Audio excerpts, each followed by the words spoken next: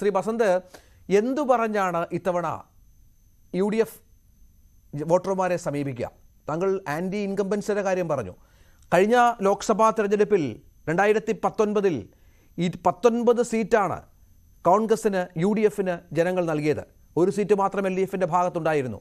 അതിനുശേഷം ലോക്സഭയിൽ മോദിയെ അല്ലെങ്കിൽ BJPയെ ശക്തമായി പ്രതിരോധിക്കാനുള്ള സംവിധാനമായി എഫക്റ്റീവായി ഈ MP-മാർ വർക്ക് ചെയ്തോ എന്ന കാര്യത്തിൽ വലിയ ചർച്ചകൾ നടക്കുന്ന പശ്ചാത്തലമുണ്ട്. ഇടതുപക്ഷവും വലിയ തോതിൽ ഉന്നയിക്കുന്ന ഒരാരോപണമായി അത് മാറിയിട്ടുണ്ട്. ഇത്തവണ വോട്ടർമാരെ സമീപിക്കുമ്പോൾ എന്തൊക്കെ ചൂണ്ടിക്കാട്ടിയാകും? രാഷ്ട്രീയം അല്ലെങ്കിൽ ഈ ഇടതുപക്ഷത്തിൻ്റെ അല്ലെങ്കിൽ ഇടതുപക്ഷ സർക്കാരിൻ്റെ ഭരണവിരുദ്ധ വികാരം മാറ്റി നിർത്തിയാൽ കേരളത്തിലെ ജനങ്ങൾക്ക് വേണ്ടി MP-മാർ എന്ത് ചെയ്തു എന്ന ചോദ്യം ഉയർന്നാൽ എന്തൊക്കെ മുന്നോട്ട് വെക്കാനാകും വസന്ത്? അല്ല, കേരളത്തിലെ MP-മാർ ചെയ്തതൊക്കെ ജനത്തിന്റെ മുമ്പിലുണ്ട്. കേരളത്തിലെ ധനകാര്യ പ്രതിസന്ധിയുമായി ബന്ധപ്പെട്ട് ആരിഫ് ഇതാ ഇങ്ങനെ വായുടെ മുകളിൽ ചുണ്ട് അനക്കാതെ ലോക്സഭയിൽ ഇരുന്നപ്പോ അടിയന്തര പ്രമേയം അടക്കം അവിടെ അവതരിപ്പിച്ചത് TN പ്രതാപൻ അടക്കമുള്ള UDFിന്റെ MP-മാരാണ്. രണ്ടാമത് നിർമ്മലാ സീതാരാമനെ നേരിട്ട് കണ്ട് 19 അംഗ സംഘം വളരെ കൃത്യമായി കേരളത്തിന്റെ ധനകാര്യ പ്രതിസന്ധിയുമായി ബന്ധപ്പെട്ട കാര്യങ്ങൾ അവതരിപ്പിക്കുകയും അവർ 3200 കോടി രൂപ അടിയന്തരമായി റിലീസ് ചെയ്യുകയും ഒക്കെ ചെയ്തത് കേരളത്തിന്റെ പൊതുസമൂഹത്തിന് മുമ്പിലുണ്ട്. പണ്ടത്തെ പോലെ തൃശ്ശൂരിൽ ഒരു നിലപാടും കോഴിക്കോട് മറ്റൊരു നിലപാടും കോട്ടയത്ത് വന്ന് വേറൊരു നിലപാടും എടുക്കാൻ പറ്റില്ല. സോഷ്യൽ മീഡിയയും മാധ്യമങ്ങളും ഒക്കെ വളരെ ആക്റ്റീവായിട്ടുള്ള കാലമാണ്. അവർ ഇത് കാണുകയാണ്, അവർ മനസ്സിലാക്കുകയാണ്. തെളിവുകൾ ഓരോ ദിവസവും നമ്മുടെ മുമ്പിൽ അവതരിപ്പിക്കപ്പെടുകയാണ്. നോക്കൂ, 19 സീറ്റാണ് കഴിഞ്ഞ തവണ UDFന് കേരളം നൽകിയത്, അല്ലെങ്കിൽ കോൺഗ്രസിനും ഘടകകക്ഷികൾക്കും കേരളം നൽകിയത്. ഒരു സീറ്റ് ആലപ്പുഴയിൽ അത് LDF നൽകി. ആ ഒരേ ഒരു സീറ്റിൽ എന്തു പണി ചെയ്തു എന്നുള്ള ചർച്ച ചെയ്യണ്ടേ? ആ AM ആരിഫ് എന്ന് പറയുന്ന ഇവരുടെ ദേശീയ പാർട്ടി പദവി പിടിച്ചു നിർത്താൻ വേണ്ടി, തടയിട്ട് പിടിക്കാൻ വേണ്ടി ഓടിച്ചെന്ന് പാർലമെന്റിലേക്ക് കടന്നുപോയ AM ആരിഫ് കേരളത്തിന്റെ പ്രതിസന്ധി അവിടെ അവതരിപ്പിച്ചിട്ടുണ്ടോ? ഇവർ ഈ പറയുന്ന പ്രതിസന്ധി പാർലമെന്റിൽ ഒരിക്കലെങ്കിലും ശബ്ദിച്ചിട്ടുണ്ടോ? എത്ര തവണ പാർലമെന്റ് ഡിബേറ്റ്സിൽ പങ്കെടുത്തിട്ടുണ്ട്? ഇതൊക്കെ ചർച്ച ചെയ്യണ്ടേ? അപ്പൊ മറ്റൊരു 18 അല്ലെങ്കിൽ 19 AM ആരിഫുമാരെ എന്തിനാണ് കേരളത്തിൽ നിന്ന് വിടുന്നത് എന്നുള്ള ചോദ്യമുണ്ട്. അങ്ങ് പറഞ്ഞ നേരത്തെ LDF കൺവീനർ ജയരാജന്റെ വാദം, ലീഗിന് 6 സീറ്റ് അവകാശമുണ്ട്, അതിൽ 3 സീറ്റ് അവർ ജയിക്കും. ഈ 3 സീറ്റ് അവർ ജയിക്കണമെങ്കിൽ UDFിൽ നിന്ന് മത്സരിക്കുമ്പോൾ LDF സ്ഥാനാർത്ഥിയെ തോപ്പിച്ചു വേണമല്ലോ ജയിക്കാൻ. അവർ ജയിക്കുമെന്നതിൽ ഞങ്ങൾക്ക് സംശയമൊന്നുമില്ല.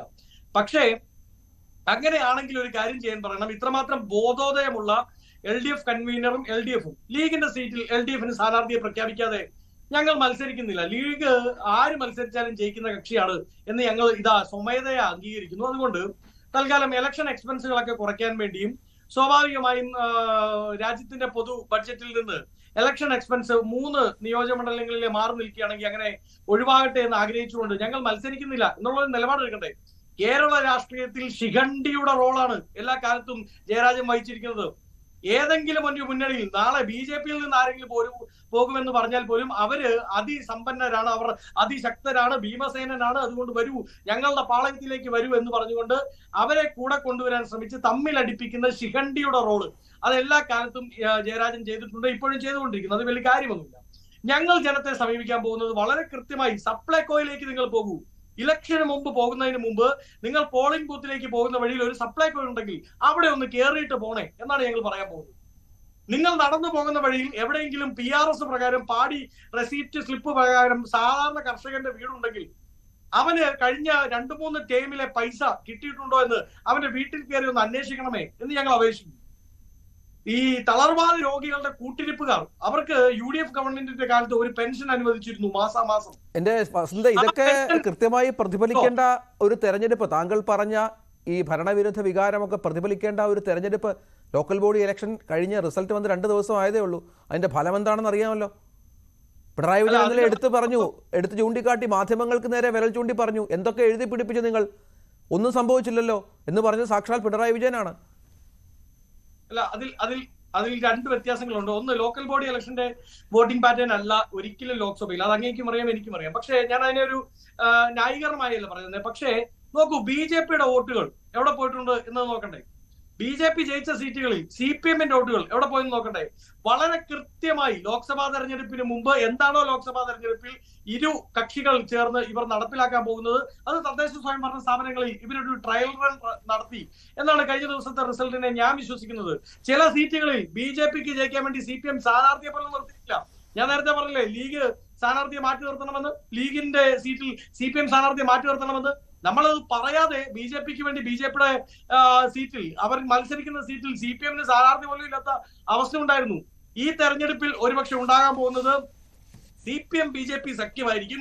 ആ സഖ്യത്തെ പോലും അതിലംഘിക്കുന്ന രീതിയിൽ, കവച്ചു വെക്കുന്ന രീതിയിൽ 6 മാസത്തെ പെൻഷൻ അടക്കം, പെൻഷൻ കുടിശ്ശിക അടക്കം, സപ്ലൈകോയിലെ പ്രതിസന്ധി അടക്കം, 2 രൂപ അധിക സെസ് മേടിച്ചിട്ട് ഇവർ പുട്ടടിക്കുന്ന അടക്കം, ഇവരുടെ ദൂർത്തടക്കം, നവകേരള സദസ് എന്ന ദൂർത്ത് യാത്ര അടക്കം ജനം ചർച്ച ചെയ്യും. BJPക്കാരനും CPMകാരനും ഒക്കെ മടുത്ത് ഒരു രക്ഷയുമില്ലാത്ത അവസ്ഥയിൽ എത്തപ്പെട്ടിട്ടുണ്ട്. ഇതിലെ അണികൾ അവർ കൃത്യമായി പ്രാവശ്യം UDF നോട്ട് ചെയ്യും. ശരി, ജയചന്ദ്രൻ സാറേ, ഇവിടെ